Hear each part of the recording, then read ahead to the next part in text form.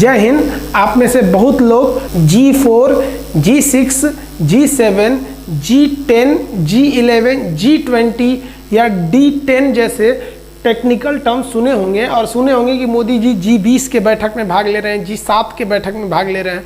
अभी ट्रंप ने कहा है कि हमें G7 को बढ़ाना है। तो इस सब में हम आज आपको टोटल कंप्लीट अंतर बता देते हैं और ये समझा देते हैं कि इससे भारत को क्या फ़ायदा मिलेगा और चाइना की हुआई कंपनी क्यों इसमें इतना क्या है। तो शुरुआत करते हैं हम लोग G4 से। देखिए G4 जो है ना, group of 4, G is stand for group. ये 4 देशों का एक संगठन है जिसकी स्थापना 2005 में की गई थी। इस ग्रुप का मुख्य उद्देश्य यही है कि यूएन जो सिक्योरिटी काउंसिल है, जो सुरक्षा परिषद है संयुक्त राष्ट्र संघ का, उसमें परमानेंट काउंसिल में सिक्योरिटी काउंसिल में परमानेंट सीट कैसे प्राप्त किया जाए।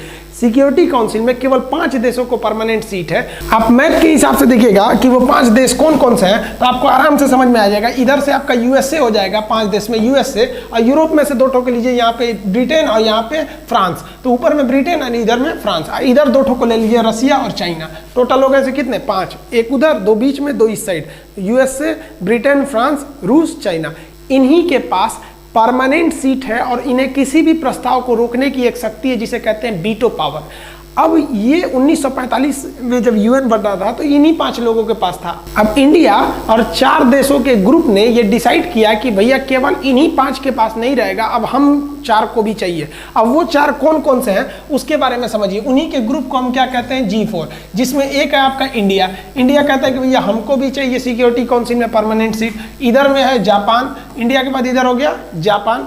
अब यूरोप में देखेंगे तो यूरोप में है आपका जर्मनी। जर्मनी कहता है कि हमको भी परमानेंट सीट चाहिए सिक्योरिटी काउंसिल में। अब यहाँ पर आपका ब्राज़ील है, ब्राज़ील भी कहता है कि भैया हमको भी चाहिए। तो ये 4 जो देश हैं, इन देशों का एक ही मांग है कि हमको अस्थायी सदस्यता चाहिए सिक्योरिटी काउंसिल में। कौन कौन से हो जाएंगे, तो इस साइड में देखेंगे इंडिया और जापान, यूरोप में जर्मनी और इधर में ब्राज़ील। इन्हें हम बोलते हैं G4। आप समझ गए होंगे G4। अब हम समझते हैं नेक्स्ट G6 के बारे में।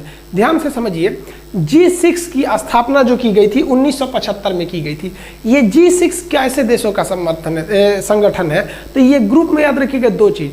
पहला कि इन देशों के पास इंडस्ट्रियल क्षमता बहुत ज़्यादा है, ये बहुत ज़्यादा औद्योगिक देश है और इनकी जो इकोनॉमी है ना, एकदम एडवांस इकोनॉमी है, बहुत ज़्यादा ये डेवलप कंट्री है। तो अति विकसित देशों के 6 समूह की स्थापना की गई थी 1975 में, जिसका नाम दिया गया G6। अब इसमें कौन कौन से देश थे, ध्यान से देखिए। इधर हो जाएगा आपका यूएसए, और यूरोप से 4 देश का ही नाम याद रखिएगा जो हमेशा आएंगे। एक हो जाएगा आपका ब्रिटेन, ब्रिटेन के नीचे हो जाएगा जर्मनी, फ्रांस और इधर इटली। ये 4 देश यूरोप में हमेशा याद रखिएगा। याद करने का तरीका भी है, आप इन्हीं 4 के बारे में ज़्यादा पढ़े होंगे। ब्रिटेन की महारानी विक्टोरिया पढ़े होंगे, जर्मनी का हिटलर पढ़े होंगे, फ्रांस का नेपोलियन पढ़े होंगे, इटली का डोमिटो मुसोलिनी पढ़े होंगे। ये बड़े बड़े लीडर थे इटली के। हालांकि इटली में तो बहुत सारे लीडर हुए हैं, लेकिन यही 2 लोग, यही मुसोलिनी काफ़ी फेमस है। इटली से ही हम लोग सोनिया गांधी का भी आयात किए हैं और सानिया मिर्जा का तो निर्यात किए हैं हम लोग पाकिस्तान में, वो अलग टॉपिक है। तो ये इधर हो गया आपका 4 और एक ये 5, और इस साइड में ले लिया गया था जापान को। तो कितने हो गए, 6। कितने हो गए, 6। अभी हम 6 याद करा देंगे। अभी आगे समझिए, इन 6 के बाद इसमें कनाडा को शामिल कर दिया गया। तो बताइए, जब G6 में 6 थे, आप कनाडा को शामिल कर दीजिएगा तो G6 क्या बन जाएगा, G7 बन जाएगा। कनाडा भी बहुत डेवलप कंट्री है, उसकी भी इकोनॉमी बहुत तेजी से बढ़ती है। तो वो G6 क्या बन गया, G7 बन गया कनाडा को लेने के बाद। तो यहाँ कनाडा शामिल हो गया। अब कालांतर में इसी में रूस को भी शामिल कर दिया गया। रूस को शामिल किया गया तो ये G6 से तो 7 बना ही था, अब क्या बन गया, G8। किसके शामिल करने के बाद, तो रसिया के सामने शामिल करने के बाद ये बन गया G8। लेकिन 2014 में रसिया ने क्रीमिया, यूक्रेन का एक राज्य है क्रीमिया पर आक्रमण करके उसे वापस ले लिया। ये क्रीमिया संकट अलग है, हालांकि क्रीमिया रूस का ही था जो बाद में उसने यूक्रेन को दिया था, तो यूक्रेन से उसने वापस ले लिया। इस वजह से G8 में तो आप देखेंगे यूरोप वालों का ज़्यादा दबदबा है, और कनाडा और यूएसए इनकी भी विचारधारा यूरोप के लोग की तरह है। ये सब लोग मिलकर वापस हटा दिए, किसको, रसिया को इसमें से निकाल दिए। तो G8 वापस क्या बन गया, G7, जो आज भी किस रूप में है, G7 के रूप में ही है। तो अब हम समझते हैं G7 में कितने सदस्य। अब बताइए, क्या अब रसिया है, अब G7 में रसिया नहीं है और रसिया को आने भी नहीं देंगे लोग। रसिया को वापस G7 में आने का काफ़ी लोग विरोध करते हैं लोग। अब इसमें कौन कौन से देखिए ध्यान से, इधर से 2 ठो को याद रखिएगा आपको, कनाडा और USA, ये 2 हो गया। इधर यूरोप में से 4 ठो, ब्रिटेन, जर्मनी, फ्रांस, इटली, 2 इधर 4 इधर, 2 4 6, और इधर जापान। अमेरिका जिधर जाएगा जापान उधर ही जाएगा, क्योंकि जब अमेरिका ने परमाणु बम फेंका था जापान पर तो जापान से एक संधि भी करा लिया था कि जापान अपनी सेना कभी नहीं रखेगा, बदले में जापान की रक्षा आजीवन अमेरिका करेगा। तो जिधर अमेरिका गया उधर जापान। तो टोटल कितने हो गए? G7 हो गए। तो आप G4 देख लिए, G4 के बाद आप G6, G7, G8, वापस G7 कैसे बन गया, ये इसकी कहानी आप समझ गए। अब हाल में डोनाल्ड ट्रंप ने कहा है कि हमें G7 को और एक्सपेंड करना चाहिए और बढ़ाना चाहिए। तो अब हम लोग देखते हैं कि कैसे G10 बनेगा या G11 बनेगा। आप इसको एक फोटो लेना चाहते हैं तो ले सकते हैं, नहीं तो आप एक नोट्स में लिख सकते हैं, तो छोटा सा चीज़ है। अब हम डोनाल्ड ट्रंप की बात को समझते हैं, उनका क्या कहना है। डोनाल्ड ट्रंप देख रहे हैं कि विश्व में किस तरह से चाइना का एक दबदबा बनते जा रहा है, इसलिए ये कह रहे हैं कि जो G7 है उसको और बढ़ाना चाहिए। इसमें वो 4 देशों का नाम ले रहे हैं। देखिए, कनाडा तो पहले से था, USA पहले से था, और इधर 4 देश अलग थे, ब्रिटेन, जर्मनी, फ्रांस, इटली, और यहाँ पे आपका जापान। ये 4 देश किसको किसको बढ़ाने के लिए कह रहे हैं। तो जब G7 है और इसमें आप 4 और जोड़िएगा तो ये क्या बन जाएगा, G11 बन जाएगा। तो ये डोनाल्ड ट्रंप G11 बनाना चाह रहे हैं, किसको किसको जोड़कर। तो एक यहाँ से वो इंडिया जोड़ लेंगे, और यहाँ से वो कह रहे हैं साउथ कोरिया को जोड़ने से, तो इंडिया और साउथ कोरिया, और कह रहे हैं कि रसिया को भी जोड़ लीजिए और ऑस्ट्रेलिया को भी। तो 7 पहले से था, 4 और जोड़ लेंगे तो कितना हो जाएगा, G11 हो जाएगा। तो G11 में कितने को जोड़ने की बात की जा रही है, 4 एक्स्ट्रा की।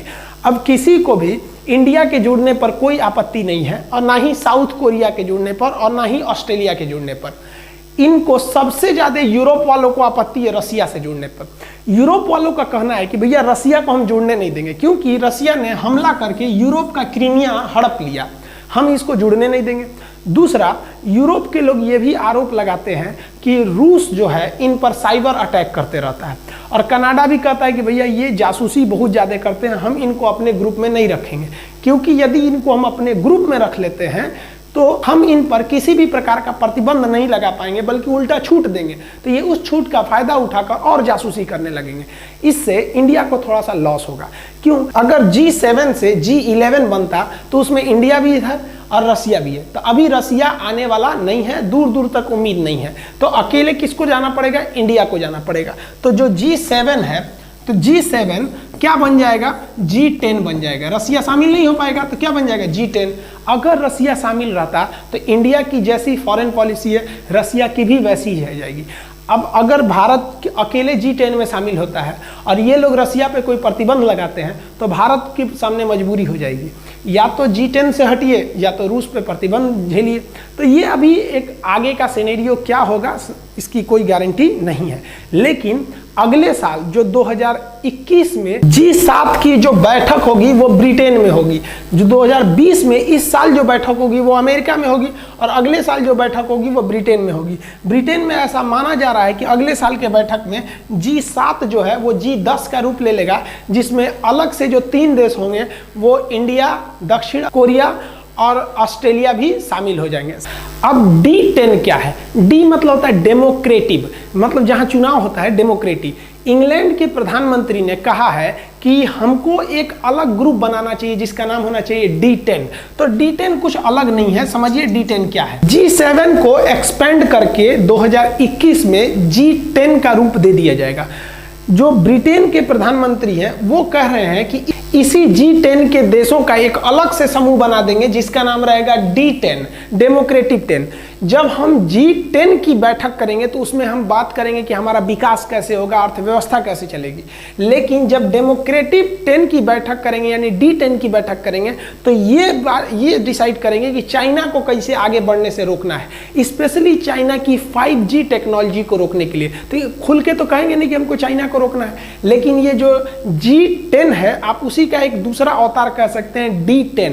इसमें मेनली चाइना को रोकना है और स्पेशली 5G टेक्नोलॉजी को लिए रोकना है। अब ये हम समझते हैं G20 क्या होता है। देखिए D10 हम समझा दिए थे, ये D10 क्या है, G7 7 प्लस ये 3 कंट्रीज को जोड़ देंगे तो डेमोक्रेटिक 10 बन जाएगा। अब G20 क्या होता है? G20 20 देशों का एक संगठन है। ये 20 बड़े बड़े इकोनॉमी के देश आते हैं। आप जो भी देश जानते होंगे बड़े बड़े देश, उसमें G20 में आते हैं सब। इसमें इंडिया भी है, ऑस्ट्रेलिया भी है, अमेरिका, ब्रिटेन, ये सब तो G7 वाले हाई हैं सब। इसमें इन लोग का अपना एक आर्थिक यानी इकोनॉमिकल डेवलपमेंट के लिए एक बैठक होती है जिसे हम क्या कहते हैं? G20 कहते हैं। देखिए ये जो G4 है, G6, G7, G8, G10, G20, D10, ये एक राजनीतिक संगठन है।